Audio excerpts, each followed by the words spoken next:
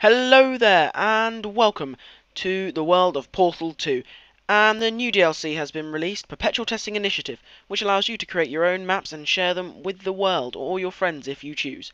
So this is all about me making a few tutorials just to help you get started in Perpetual Testing Initiative, and to help you learn how to create maps easily, and create ones that are fun and interesting for other people to play. So let's jump straight in. From the main menu you can click the new Community Test Chambers. Now you've got the option to play Community Test Chambers, which allows you to browse the workshop, add items to your queue, and you've got a history page as well. Hit back, and you're back to here. You can view your own workshop. I have uploaded a map, you can check it out. Insanest or Insanest 38 on Steam. But we're going to hop straight into Create Test Chambers. And mine's called Not Too Much Thought. Not Too Much Thought Required. So you can check that out. But we're going to go straight to New Test Chamber and hit New. So right now, Portal is £5 and 9p, I believe, on Steam, which is around $10, somewhere around that, I believe, 9 or 10, I think, and that's to do with the DLC. So I'd grab it if you haven't already got it, because it's a really good game, and I'd certainly recommend it for anyone who's a fan of puzzle games, or wants to try something different if they haven't already got puzzle games. Anyway, so let's jump straight in. To select individual tiles, you left-click, which is fairly obvious. If you double left-click on any side or any flat surface, you select all the tiles on that surface. That works on all sides. To expand or extrude or push or pull a surface, you can double-click to select an entire surface or select one tile, right-click and hit push, which pushes it backwards. Right click and hit pull, and it'll pull it back outwards. Or you can alternatively hover over the edge of the tile you've selected or your selection and wait till the arrow cursor comes up and then pull or push it backwards and forwards. Personally, I like to use the plus and minus keys because that does the same thing and it's a lot smoother. Right, so that's the basics of extruding blocks and pulling blocks. To rotate your camera, you left click in the white area outside your test area. You hold down left click and move your mouse to rotate it. If you hold down right click, a hand icon appears and you can drag left and right and up and down your test area to get a better view from whichever angle you like. Right, so the main elements of this to start off with are the entrance, which can be moved to any grid placement, and the exit, which can also be moved to your liking. The observation bay doesn't really play a huge part, it's more for decorative purposes and to keep the feel of test chambers the same as in the game. But none of these can be deleted or duplicated. There can only be one of them, at least one of them in the level. These can only have one each, and this can have, I believe, more than one. Okay, so to add a new item, you simply move your mouse to the left hand side of your screen to the far left and you get an items panel with every single item you will need to create your own levels. Every single item that's in the game. So, for example, if you want to add a button, there we go. You've now got a button. You just click and you left click and drag from the menu, and you get a button. You can use this white part to turn it around, to rotate it to the 4 angles, which is pretty cool. It's a pretty easy interface to use. Right, so if I want this button to, I don't know, say connect to a companion cube, you can. Oh, hold on.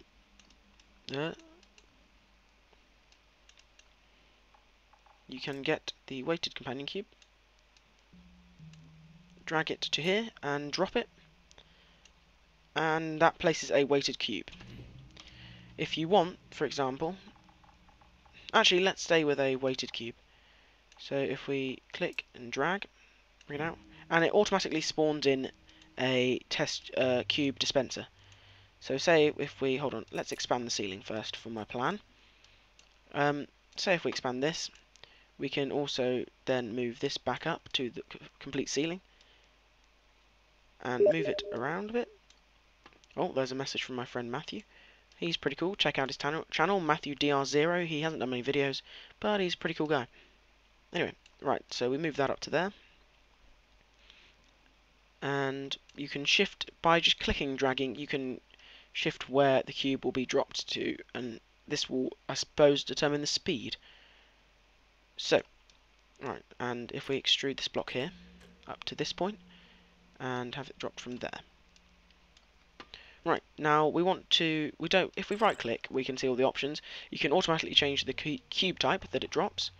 Dropper enabled, we want that on because we obviously want it to work. And auto drop first cube. Now, we don't want that on because it means that we can then use this button. If we right click the button, we can set a timer. So say we set 5 seconds.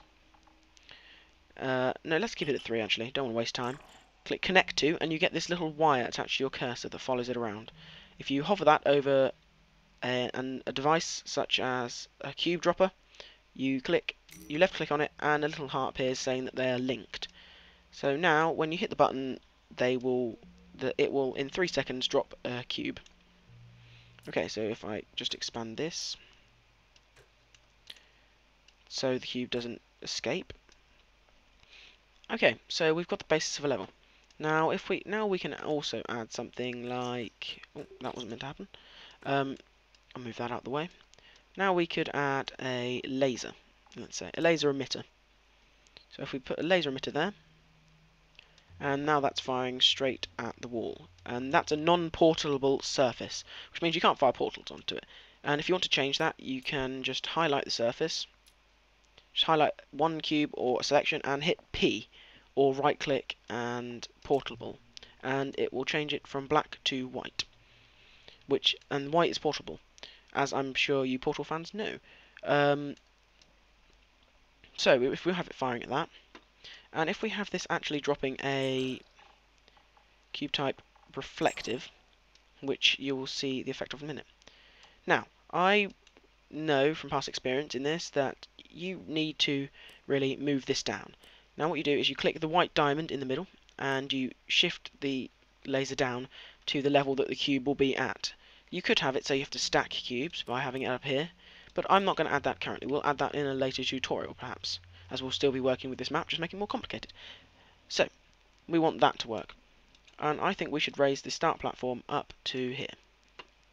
Now you'll see why in a second. Okay, so if we extrude this block all the way up there, right, there we go. So, and then double click, raise the ceiling a little, and there we go. That works fine. So, we now want a laser catcher to open the door, because the door is already open, and if I left it as it is now, you would just be able to walk from the first door to the second door. So if we have the laser catcher there's no way somebody can just redirect the laser easily.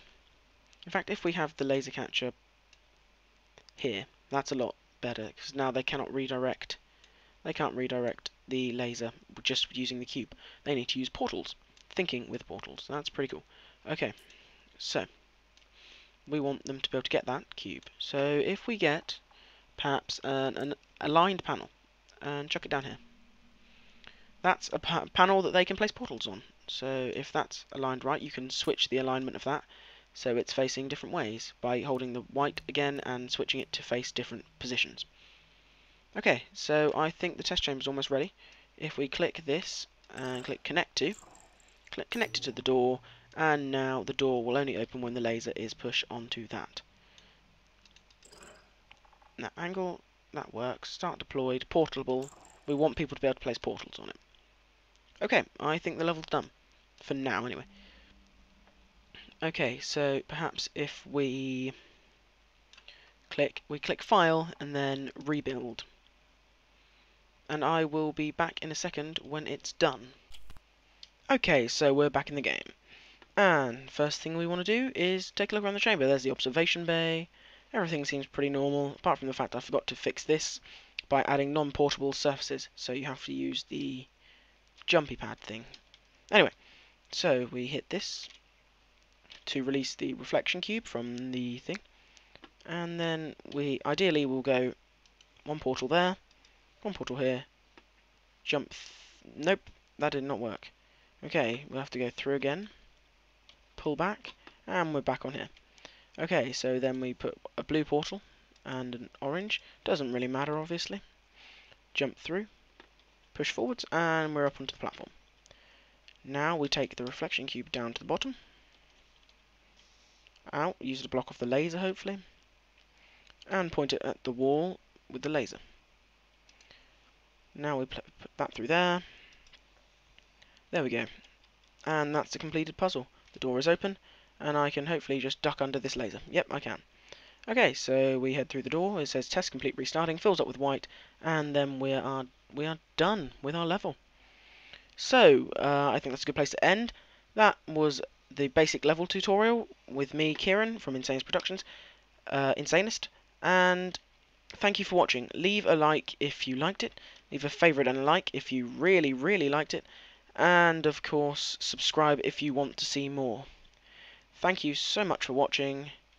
I hope you enjoyed the video, and I will see you all later. Thanks.